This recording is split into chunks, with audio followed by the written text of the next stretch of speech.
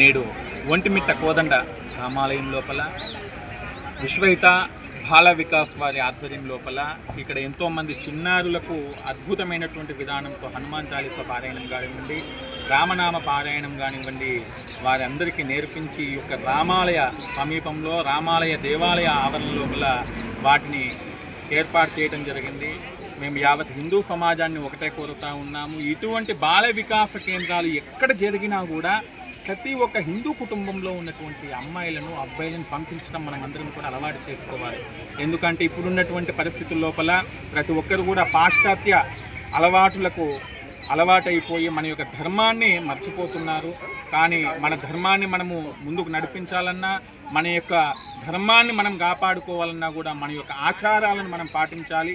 ఈరోజు మేము చెప్తా ఉన్నాము, ఇంతమంది చిన్నారులను చూసి ప్రతి ఒక్కరు కూడా బుద్ధి తెచ్చుకోవాలి. ఇక నుంచైనా ఎక్కడ దేవాలయానికి వెళ్ళినా కూడా సాంప్రదాయ దుస్తులను ధరిద్దాము, సాంప్రదాయబద్ధంగా దేవుడిని దర్శనం చేసుకుందాము.